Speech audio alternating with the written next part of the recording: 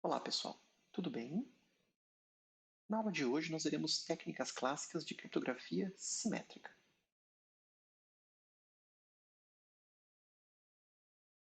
Estudaremos algumas técnicas de substituição, transposição, rotor e esteganografia.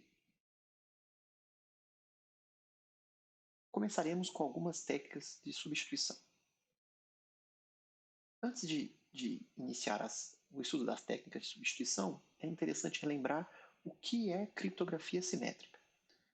A ideia de criptografia simétrica é aquela em que a Alice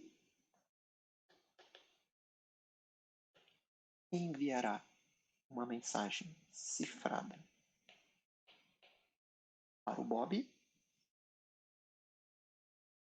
da seguinte forma: ela escreve a mensagem M, usa uma chavezinha K e insere MK em uma caixinha aí de criptografia simétrica, certo? A saída dessa caixinha é justamente uma mensagem cifrada Y. Em um modelo de criptografia simétrica, o Bob receberá Y, certo? E ele vai trabalhar com uma caixinha de criptografia, né, na função inversa daquela que a Alice escolheu. E para o Bob ter acesso à mesma mensagem M que a Alice escreveu, ele terá que usar a mesma chave K utilizada pela Alice. Essa, então, é a ideia de criptografia simétrica. A origem e o destino estão usando as mesmas chaves, no caso, a mesma chave K aqui para cifrar e para decifrar. Bom, vimos em uma aula anterior que a cifra de César é um exemplo simples de criptografia simétrica que envolve substituição, certo? Então, relembrando, a cifra de César nada mais é do que quando a chave é basicamente um deslocamento do alfabeto em 3 letras. Mas eu poderia ter uma variante da cifra de César com deslocamento no meu alfabeto de 4 letras, 5 letras e por aí vai, certo? Então, esta cifra aqui é uma cifra clássica de César porque o alfabeto está deslocado 3 letras. Bom, suponha que você está brincando de criminalista e recebeu um texto cifrado com a cifra de César. Tá? Então, se o atacante, você, souber que tal cifra de César foi utilizada, sabe que a gente poderia trabalhar com um ataque de força bruta? Um tipo de ataque visto na aula passada. Lembrando, ataque de força bruta, então exaurir aí todas as opções possíveis de chave até encontrar o texto original. Bom, em uma cifra de César, nós temos as seguintes opções aí de chaves, certo? Nós temos um deslocamento do alfabeto em uma posição, seria aqui a chave 1. Nós temos o deslocamento do alfabeto em 2 posições, em 3 posições, que é justamente aqui chamado de cifra de César, e assim sucessivamente. Veja só, então, sem gastar muito poder computacional, fazendo uma varredura nas possíveis aí chaves, ou seja, nos possíveis deslocamentos da cifra de César, rapidamente eu encontrei uma mensagem aqui, M, que está escrita em inglês e é compreensível. Ou seja, é muito provável que essa mensagem aqui, que foi interceptada pelo analista, que a mensagem original, ou seja, a mensagem que deu origem a ela, deve ser essa mensagem M aqui, que envolve o deslocamento de 3 letras do alfabeto, que seria a cifra de César. Bom, então já notamos aqui um problema bem sério com a cifra de César. Né? Existem apenas 25 chaves possíveis. Tá? Um outro problema é o seguinte, a linguagem do texto claro ela é conhecida e é facilmente reconhecível. Naquela tabelinha do slide anterior, rapidamente nós vimos que a única mensagem, né, que fazia sentido aí era aquela da chave 3, ou seja, a cifra de César. E, além disso, se eu tiver uma boa quantidade de texto cifrado disponível, eu não precisaria nem tentar fazer essa varredura das 25 chaves. Eu poderia usar uma outra técnica chamada de frequência relativa das letras do alfabeto, que é justamente um estudo que mostra a probabilidade de uma determinada letra aparecer em um texto em uma determinada língua. Então, existem estudos aqui que dizem que a letra A do português é a letra que deve aparecer mais em um texto. Em seguida, a letra E assim sucessivamente. Poderíamos usar essa mesma ideia e, ao olhar um texto claro, por exemplo, um texto claro com esse formato aqui,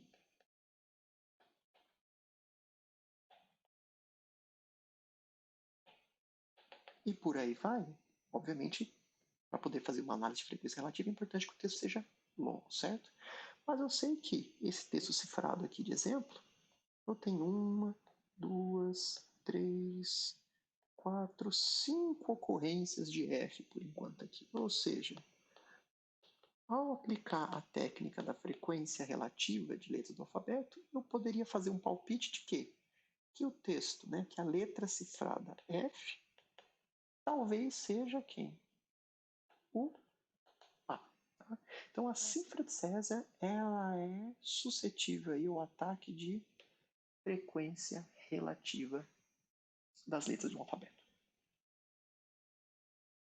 Bom, a cifra de César foi utilizada por um bom tempo na literatura, certo? Só que esses ataques começaram a enfraquecer aí a cifra de César, principalmente a frequência relativa das letras. Né? E uma cifra que ficou muito famosa e acabou substituindo por um bom tempo a cifra de César foi a chamada cifra de Playfair. A motivação dela foi justamente tornar as coisas um pouquinho mais difíceis para os criptoanalistas e, obviamente, aumentar o número de chaves.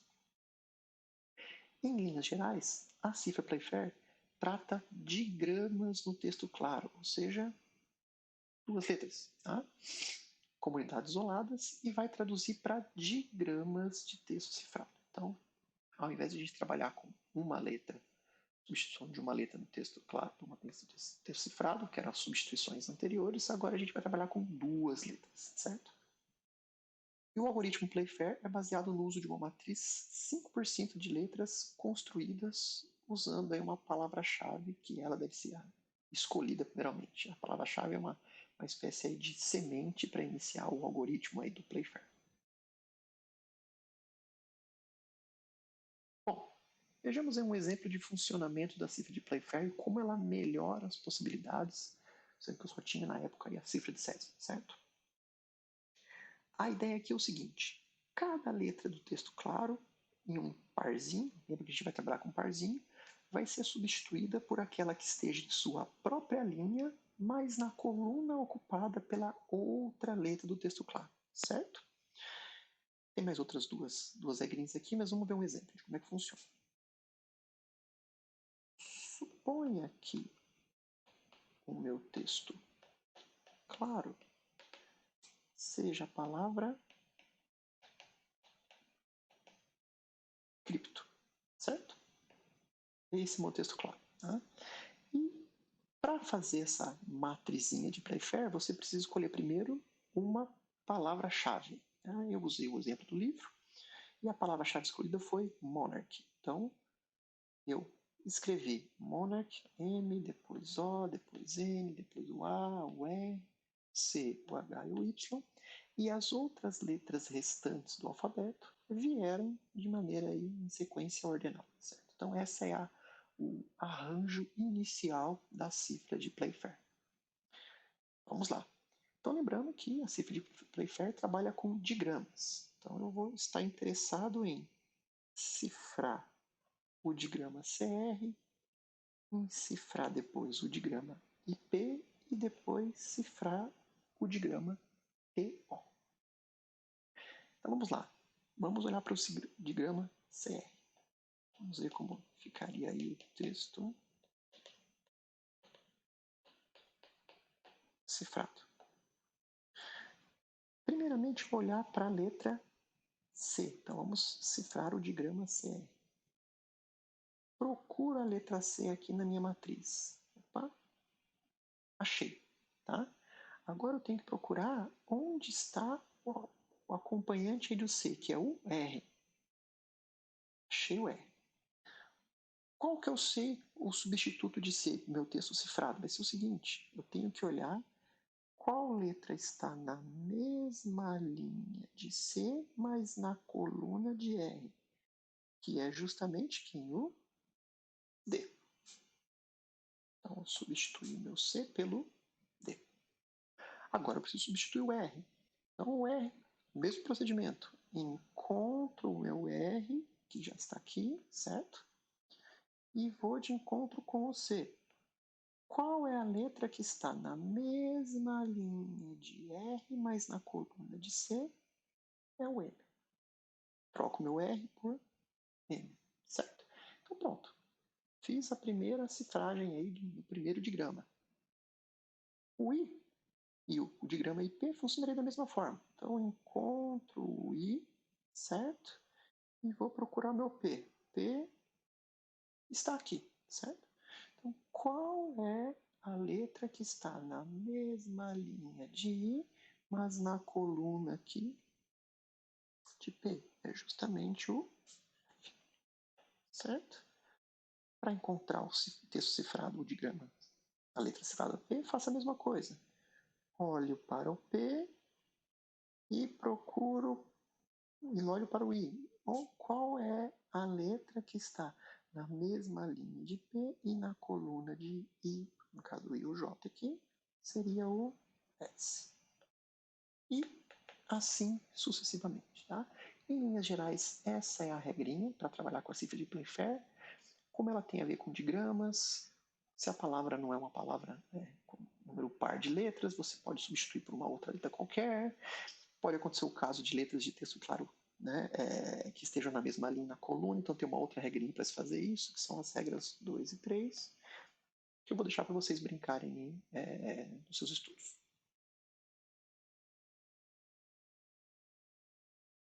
Bom, a cifra Playfair é um grande avanço em relação às cifras monoalfabéticas simples, por exemplo, a cifra de César. Tá?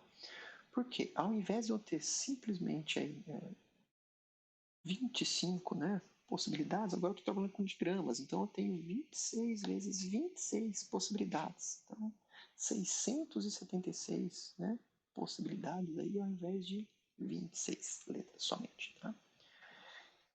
E por um longo tempo, essa cifra foi considerada indecifrável por muitos criptoanalistas. Inclusive, nas duas grandes guerras mundiais, existem relatos do uso da cifra de Playfair. Porém, com o advento da computação, enfim, e estudos um pouquinho mais avançados nessa cifra, é possível entender que boa parte da estrutura e da linguagem do texto ainda permanece intacta, o que é uma forma de ataque para os criptoanalistas.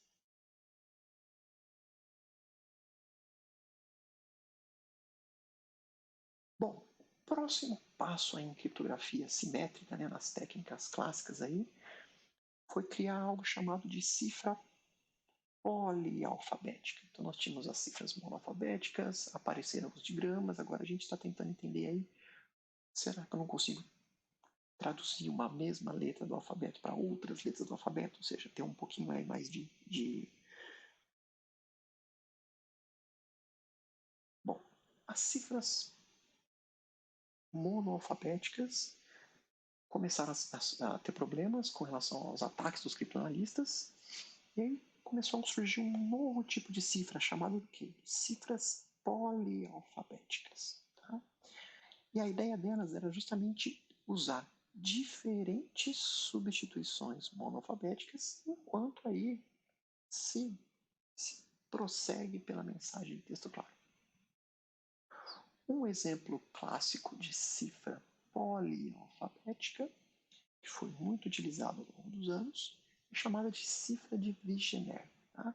A cifra de Vigenère nada mais é do que uma cifra de César múltipla. Tá? Então, um outro apelido dela aí é de cifra de César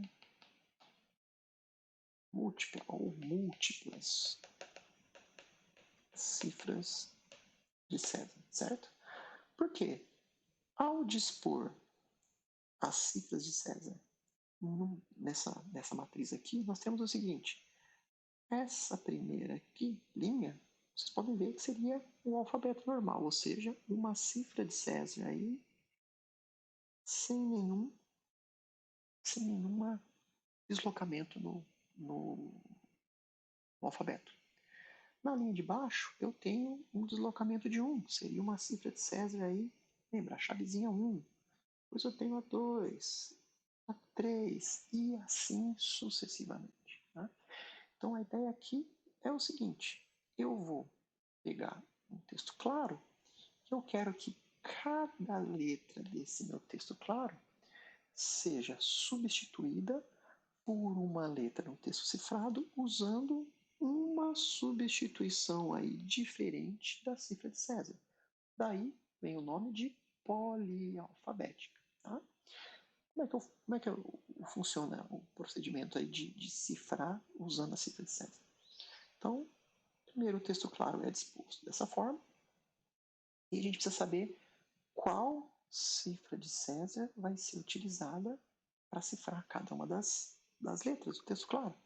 Para se fazer isso, utiliza-se com frequência uma palavra-chave, certo? Essa palavra-chave é justamente a chave que vai ser utilizada para cifrar aí o texto cifrado. Então eu escolho uma palavra-chave qualquer, então nós escolhemos aqui a palavra-chave limão, tá? Só que eu preciso completar essa palavra-chave aqui até o fim do meu texto claro. Por quê? Lembrando que cada letra aqui vai ser traduzida, né, no texto cifrado para uma letra aqui. Então basta completar a chave até a última letra aí, né, do texto claro, e eu consigo fazer a minha devida substituição. Então aqui eu vou ser o seguinte, que a minha letra A vai ser cifrada usando a chave L da cifra de César, da cifra de Vigenère, que é o seguinte: no texto claro, eu simplesmente olho aqui na linha, certo? Então, vou olhar aqui na linha, vou olhar aqui na linha, tá? E a chave eu olho para a coluna. Olho aqui para a coluna. Então, vai bater o A aqui com o L aqui. O meu correspondente aqui, certo? Que é o L, é justamente o meu texto cifrado L. Ou seja, A com L aqui não teve nenhum deslocamento no vocabulário. Simplesmente ficou L. Agora, o T com I vai rolar um deslocamento. Então, primeiro, procuro o T aqui, achei o T aqui e vou atrás ali do I. Então, vamos descer com o I aqui. Vamos descer com o I aqui até achar o correspondente, que é justamente o B. Pronto, está aí o B. Ou seja, dentro aqui da matriz, nós teremos o texto cifrado. Certo? Ou seja, cifrando o texto todo, nós teremos aí esse resultado, tá? Então, atacar, base sul, virou L, B, N, C, O, C, J, M, S, S, D, C, X. Uma coisa interessante que aconteceu aqui foi o seguinte: a letra cifrada C, agora, ela possui diferentes correspondentes no texto claro. Então, o meu C no texto cifrado,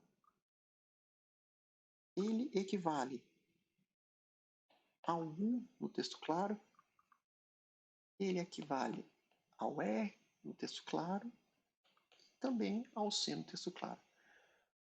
Vejam só, isso não acontecia nas cifras monalfabéticas, tá? Isso permite que alguns padrões de frequência sejam ocultados, o que favorece a robustez da cifra e deixa os criptoanalistas aí com um problema maior para lidar. Porém, após muitos estudos em cima da cifra de Vigenère, foi possível identificar que o conhecimento, né, da estrutura do texto ainda não é totalmente perdido. Tá? Apesar de que nós temos aqui que a mesma letra acabou sendo mapeada para letras diferentes no texto claro. Bom, existem estudos que mostram que dependendo do tamanho aí do texto, certo? É possível encontrar sequências de textos cifrados que são iguaizinhos, tá? Se essas sequências aí estiverem em uma distância que seja múltiplo do tamanho da chave escolhida, aquela palavra-chave, que no caso foi limão, então elas vão sempre gerar textos claros iguais, tá? Ou seja, um bom criptoanalista pode usar essa informação para inferir primeiro qual é o tamanho da chave. E se eu sei qual é o tamanho da chave, eu posso começar a brincar com técnicas de frequência e aí extrapolar para fazer alguns testes de força bruta na chave até encontrar palavras que fazem sentido e, por fim, quebrar a cifra. Certo? Ou seja, nós ainda não temos, né, uma cifra computacionalmente segura. Por quê? Com o poder computacional disponível que nós temos atualmente, quebrar cifras como as cifras de César, como a cifra de Vigenère, como a cifra de Playfair, são coisas basicamente triviais.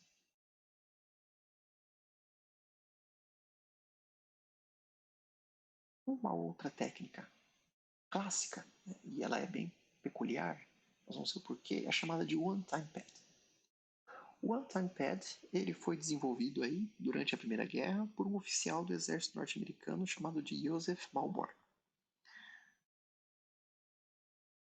E de acordo com ele, de acordo com o que ele propôs, em teoria, o one-time pad poderia ser considerada, lembram lá, incondicionalmente segura, ou seja, não existe relação estatística entre o texto cifrado e o texto claro. Ele misturou dois modelinhos aí para bolar o seu one-time pad. Então ele usou a cifra de Vigenère, né, uma cifra, né, polialfabética, né, mas ele também usou uma cifra de Vernon que tem a ver com a cifragem de cada uma das palavras em uma combinação entre elas. Em linhas gerais, a ideia do one-time pad desse sujeito é o seguinte: primeira regrinha, usar uma chave aleatória tão grande quanto a mensagem. É parecido um pouco com a de Vigenère, só que Vigenère a gente não tinha essa exigência daquela chave aí que eu escolhi limão ser aleatória. Mas ela sim deveria ser tão grande quanto a mensagem. A chave deve ser usada para cifrar, né, de um lado e usada para decifrar do outro, e depois ela precisa ser descartada.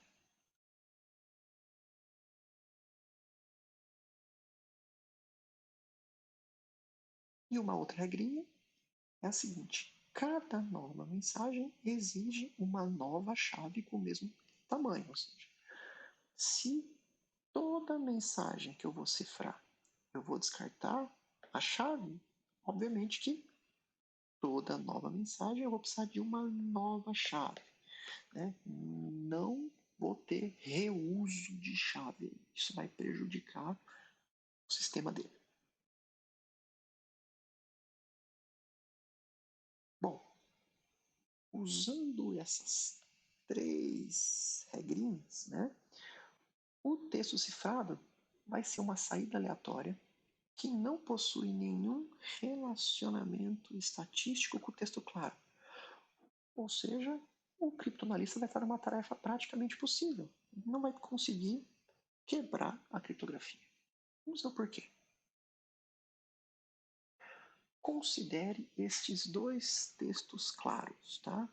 Então tem aqui, né, o senhor Mostarda com o castiçal na sala. E a senhora Scarlett com a chave na biblioteca. Né? Então esses são dois textos claros. Foram utilizadas duas chaves, certo? Do tamanho do texto claro e chaves, né, da melhor maneira possível aí, aleatórias, tá? A gente vai ver que vai ser um pouquinho difícil ser esse aleatório, tá? A mesma coisa para o texto aqui do Sr. Mostarda. Vejam que interessante. Dois textos claros, completamente diferentes, cifrados com duas chaves diferentes. O resultado deles foi o quê? Dois textos cifrados iguais. Ou seja, como um criptoanalista sairia dessa situação? Né?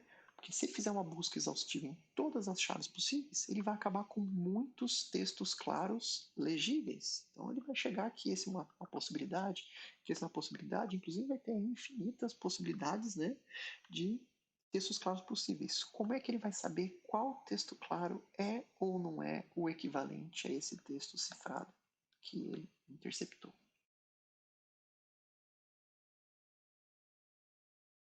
Bom, né? Coisa importante, né?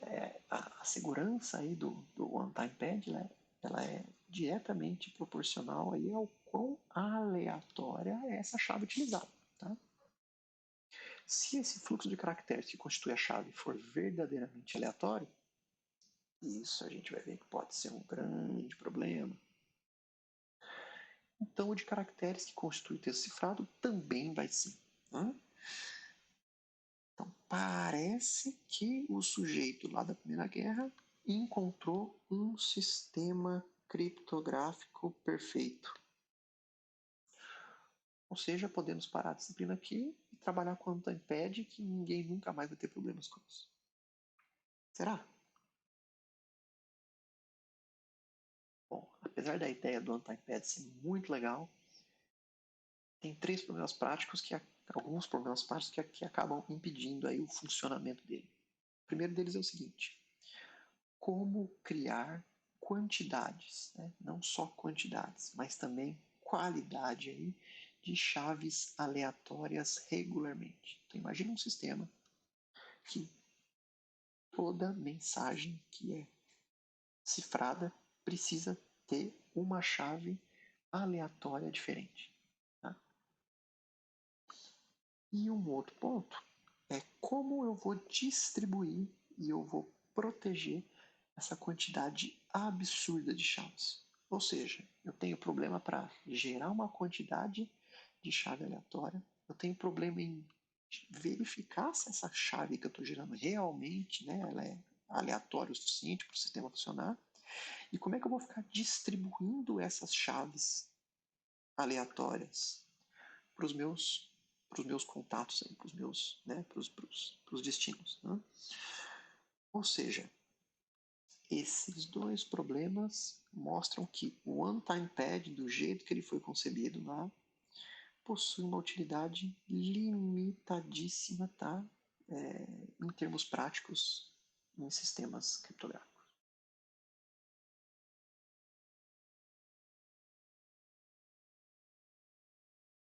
O próximo tópico envolve algumas técnicas de transposição. Então, diferentemente de substituição, agora nós vamos ver como fazer criptografia usando transposição. Então, a ideia anterior era o seguinte: substituir um símbolo do texto cifrado por um símbolo no texto claro. Tá? Agora, eu poderia também alterar, né, o meu texto claro utilizando simplesmente uma permutação nas minhas letras do texto claro. Tá? Então, existem técnicas que utilizam isso. As técnicas que utilizam isso são chamadas de cifras de transposição. Um algoritmo muito simples, né, de transposição seria o seguinte. Primeiro, escreva o texto claro como uma sequência de diagonais. Então, esse é meu texto claro, famoso aí, Meet Me After the Toga Party. Então, a ideia é o seguinte, eu vou escrever esse texto como uma sequência de diagonais. Então, aqui é a minha primeira letra, o M, depois o E, agora a minha terceira letra está aqui, o E, o T, e assim por diante, certo? O segundo passo do algoritmo seria o seguinte, eu vou agora reescrever o meu texto, esse aqui vai ser meu texto cifrado, tá? A saída disso aqui é o texto cifrado, vai ser justamente o texto cifrado.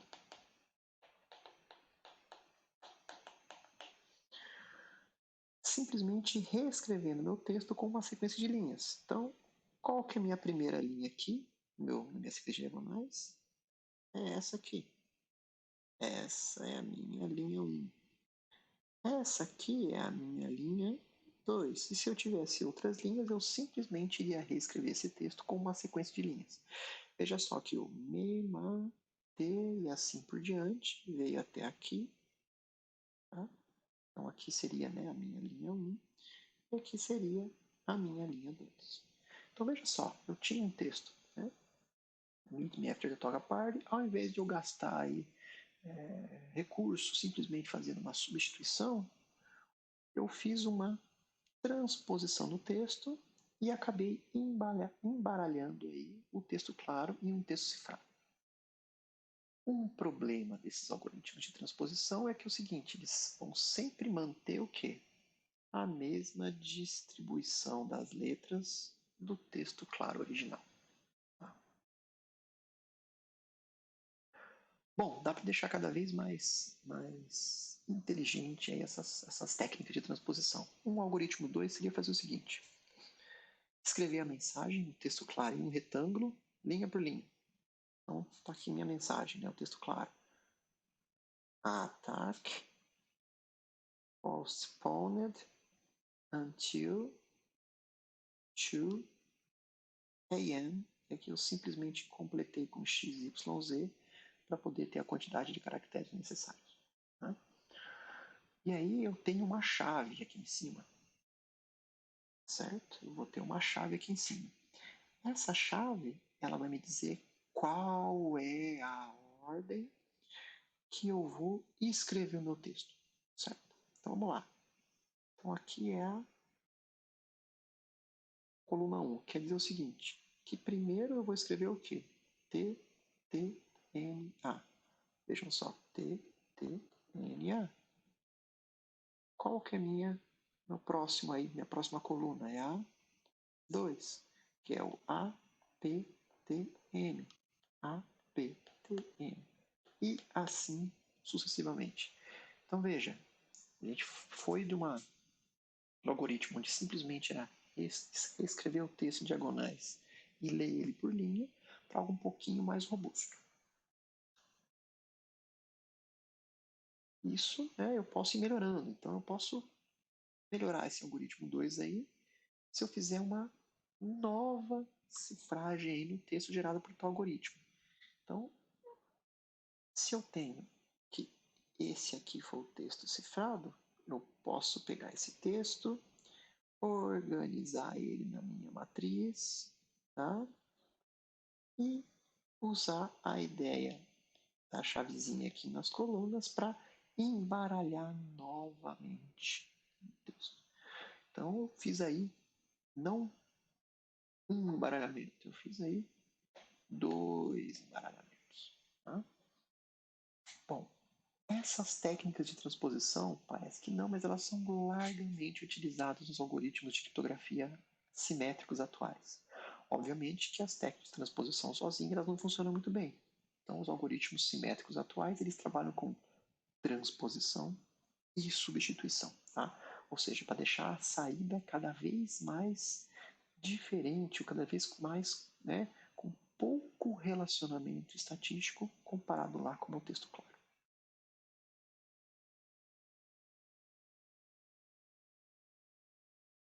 O próximo passo aqui é ver o funcionamento das máquinas de rotor, que são bem importantes para entender como os algoritmos de criptografia modernos eles funcionam. Por quê? As máquinas de rotor começaram a implementar uma ideia de várias etapas de cifragem em um mesmo algoritmo. Tá? Isso é essencial para entender o que os algoritmos modernos, como por exemplo o AES, eles funcionam. Nós vamos dizer que eles funcionam como uma série aí de substituições e permutações. Tá? Então as máquinas de rotor iniciaram com essa ideia aí de várias etapas de cifragem deveriam produzir um algoritmo mais robusto. A ideia por trás da máquina de rotor é o seguinte, né? Então, um conjunto de cilindros rotativos independentes, através dos quais aí pulsos elétricos vão fluindo. Então, cada cilindro vai ter 26 pinos de entrada, 26 pinos de saída e uma fiação interna que vai conectar esses pinos de entrada aí a um único pino de saída. Então, por que 26? Né? Então, eu estou pensando em letras do alfabeto. Né? Então, se eu associar cada pino de entrada, né, e saída a uma letra do alfabeto, cada cilindro aí vai definir uma substituição monoalfabética. Se eu tenho vários cilindros, eu tenho uma substituição aí praticamente polialfabética com várias possibilidades de cifragem. Essa figurinha, que foi retirada aí do livro Criptografia e Segurança de Redes do Stallings, ela mostra uma visão geral aí de uma máquina de rotor. Então eu tenho aqui os 26 pinos, né? O A, o B, o C, o D e por aí vai. Tá? E esses pinos, né, eles estão conectados, esses pinos de entrada estão conectados a esses outros pinos de saída aqui. A ideia é o seguinte, o pino A aqui, né, que está marcado com 24, ele está ligado no Y aqui embaixo do 24 também. Ou seja, se eu só tivesse um rotorzinho, quando um sujeito digitar a letra A nessa configuração, vai sair a letra Y nessa configuração, certo? Isso seria para um rotor. O legal aqui, as coisas não funcionam com rotor só. Por quê? Esse Y aqui está ligado num outro rotor. Tá? Então está ligado num outro rotor aqui, que seria o R, mas na verdade vai acabar sendo o B, certo? Ou seja, todo esse caminho aqui, utilizando esses três rotores, o sujeito, quando ele digita o A aqui, ele vai ter uma saída da letra B, certo?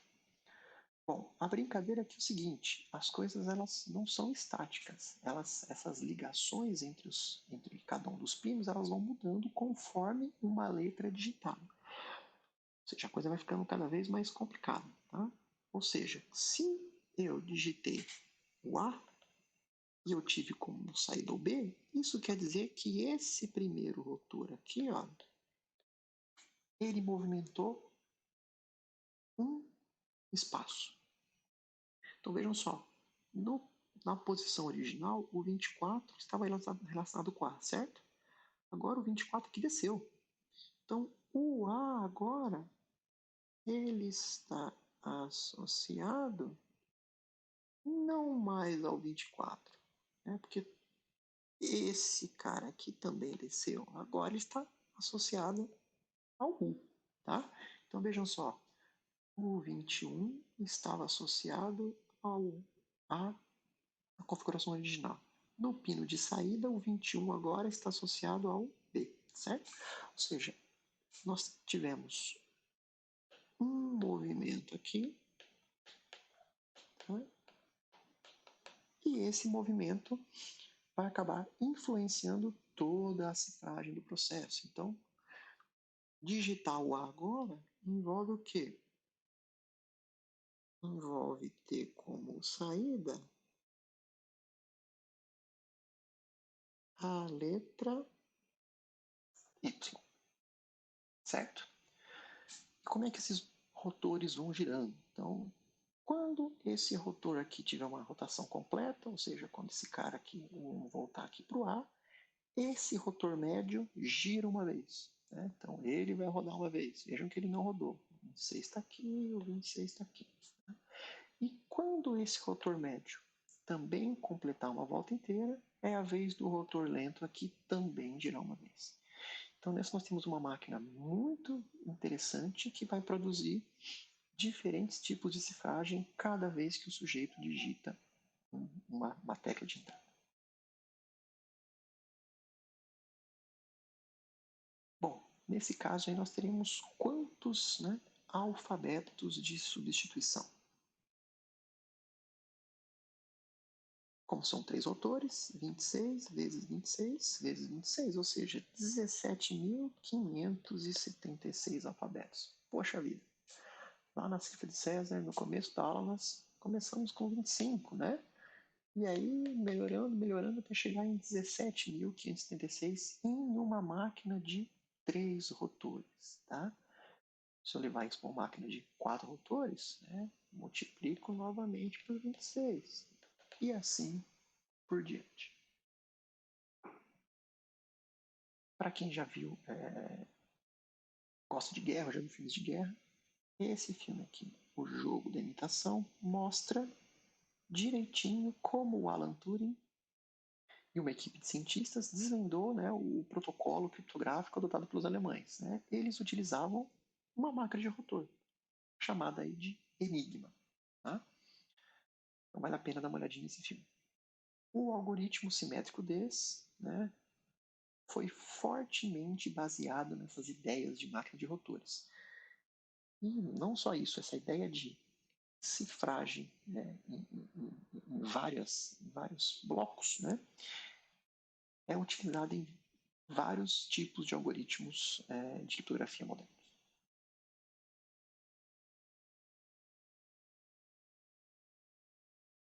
Bom, pessoal, para encerrar a aula, vamos falar sobre esteganografia.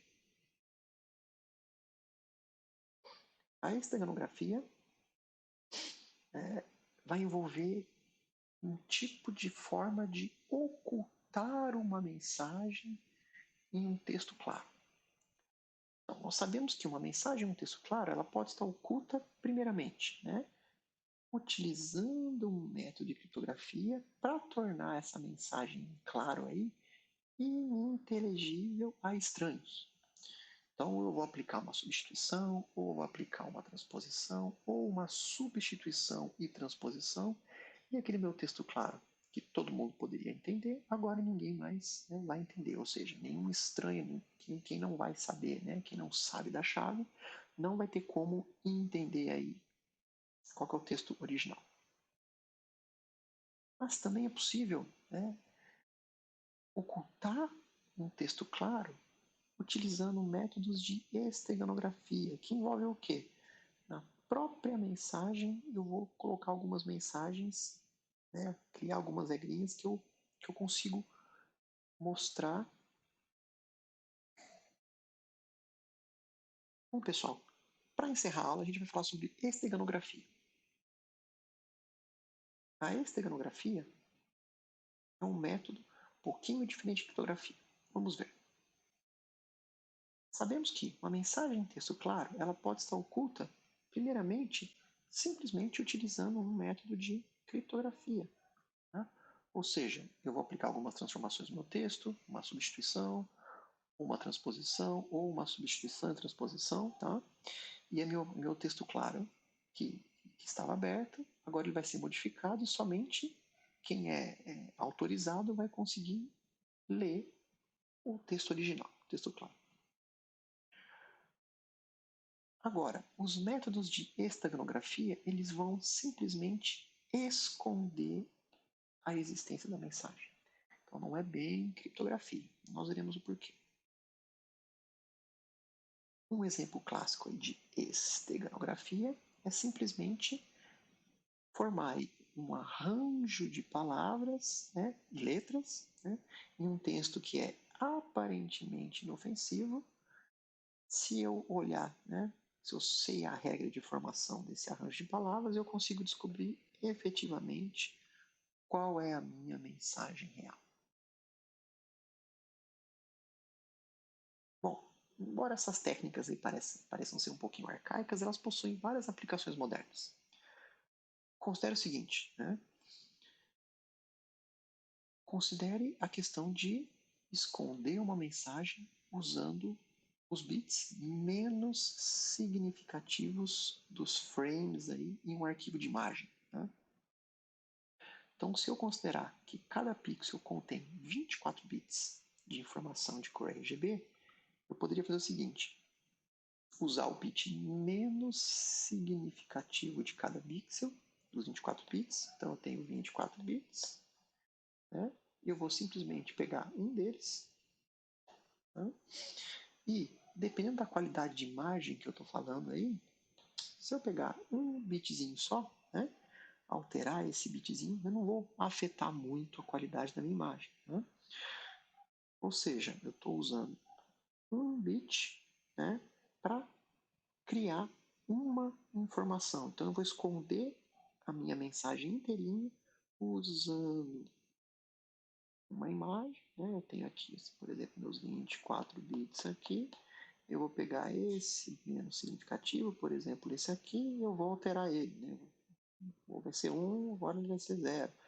Faço isso nos outros e, ao final do processo, eu poderia ter uma mensagem aqui, certo? Oculta. Vejam só, a mensagem não está cifrada, ela está simplesmente oculta no texto claro, que é a imagem. Bom, a figura abaixo possui uma mensagem oculta, tá? Que também é uma figura. Então, uma imagem aqui, bem simplesinha, que mostra uma árvore e um céu azul ali por trás. Utilizando essa seguinte técnica aqui, ou seja, se eu remover todos, né, mas todos sem ser os 2 bits menos significativos de cada componente, né, e rodando uma normalização, eu consigo gerar essa nova mensagem aqui, que é o gatinho deitado em uma cama. Ou seja, essa mensagem que parecia ser algo inofensivo, nada demais, ao trabalhar com esses 2 bits, né, menos significativos e fazer um processamento, eu consigo criar uma nova mensagem, que seria esse gatinho aqui. Tá? Bom, a ideia da esteganografia é bem interessante, tá? Mas ela costuma exigir muito overhead para esconder relativamente aí poucos bits de informação, certo? Então eu precisei pegar aqueles 2 bits tão significativos e simplesmente fiz tudo aquilo para esconder somente uma outra imagem. Tá? E se eu sei esse processo, ou seja, né, caso do exemplo passado, de trabalhar com os 2 bits menos significativos e fazer uma normalização, se alguém sabe disso, o sistema se torna praticamente inútil. É aquela história do segredo está sempre na chave. Né? Se alguém descobrir a chave, eu jogo fora a chave, crio uma nova chave. Né? Bom, apesar desses probleminhas, a esteganografia costuma ser empregada aí como um meio alternativo, tá? Sem necessidade de chamar a atenção das pessoas aí utilizando criptografia. Então, se alguém está enviando um texto claro, aberto, que a gente fala, é provável que esse texto claro aberto não tenha nada de importante para as pessoas. Mas pode ser que algum tipo de método de esteganografia esteja sendo utilizado para fazer isso aí. Bom, pessoal, com isso encerramos a aula e a semana 2. Muito obrigado.